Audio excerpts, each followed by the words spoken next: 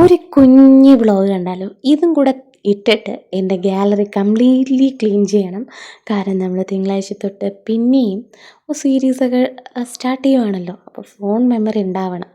അപ്പോൾ ഇതൊരു ഈവനിങ് ആണ്. ശരിക്കും പറഞ്ഞാൽ എൻ്റെ ചെക്ക് കുളിച്ചിട്ട് അതേപടി കിടന്നുറങ്ങിയേ. ഉറക്കത്തിൽ നിന്ന് എണീറ്റ് ആ ഡ്രസ്സ് ഇടാതെ ഇറങ്ങി വന്നതാണ് നിങ്ങൾ കാണുന്നത്. അപ്പോൾ അടിയായി ഇടിയായി ബഹളമായി. സംഭവം അവൻ എന്ത് സ്നാക്സ് കിട്ടിയാലും ആ പാക്കറ്റ് കംപ്ലീറ്റ് ആയിട്ട് കിട്ടണം. ആരും പൊട്ടിക്കാൻ പാടില്ല, അതിൽ നിന്ന് എടുക്കാൻ പാടില്ല. അതെനിക്കിഷ്ടമില്ലാത്ത സ്വഭാവമാണ്. ഞാനത് പ്രോത്സാഹിപ്പിക്കാറില്ല കേട്ടോ. പക്ഷേ ചുറ്റുമുള്ള ആൾക്കാർ കുഞ്ഞല്ലേ വിട്ടുകൊടുക്കുമെന്ന് പറയുമ്പോഴും എനിക്ക് പലവട്ടം തോന്നിയിട്ടുണ്ട് അവന് നിർബന്ധം കുറച്ച് കൂടുതലാണ്.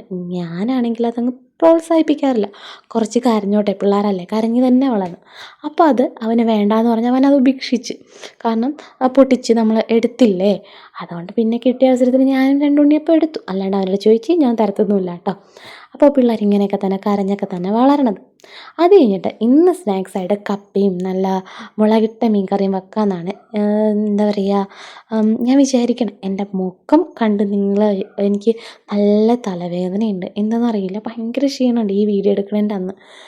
അപ്പം അത് എനിക്കിടയ്ക്കിടെ ഇങ്ങനെ BP ലോ ആവും. അങ്ങനെയാണെന്നാണ് തോന്നിയത്. പിന്നീട് പിറ്റേന്നൊക്കെ ആയപ്പോൾ ഓക്കെ ആയി. അപ്പോൾ എന്തൊക്കെയോ ചിന്തിച്ച് പിന്നെ തുമ്മിയതല്ലേ, അതെന്ന് പറഞ്ഞാൽ നമ്മുടെ അലർജിയാണ് ഗൈസ്. ആ മരിച്ചിനെ എടുത്തപ്പോൾ എൻ്റെ കയ്യിൽ നിന്ന് നിലത്ത് വീണു. ആ ഒരു റെഡ് കളർ ബാസ്ക്കറ്റിൻ്റെ ഇപ്പുറത്ത് കാണുമ്പോൾ അതിൻ്റെ പൊടി കാണാമല്ലോ.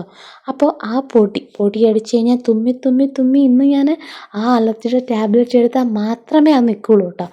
അപ്പോൾ തുമ്മി തുമ്മി ഇന്ന് എൻ്റെ അടിപൊളിയായിരിക്കും. അത് കഴിഞ്ഞിട്ട് അവനെ പിണക്കമൊക്കെ മാറി. അപ്പോൾ വേറെ സ്നാക്സ് മേടിച്ചുകൊണ്ട് കൊടുത്ത് അത് സോൾവായി, കോംപ്രമൈസ് ആയി ഗൈസ്. ഉടുപ്പൊക്കെ ഇട്ട് ചെക്കൻ. അത് കഴിഞ്ഞിട്ട് നമ്മുടെ കപ്പ, എൻ്റെ പിന്നെ എന്തോന്ന് പറയാം, ഈ മഷി പോലെ ഉടഞ്ഞു കിട്ടുമെന്നൊക്കെ പറയില്ലേ, അമ്മാതിരിയുള്ളൊരു കപ്പയായിരുന്നേ.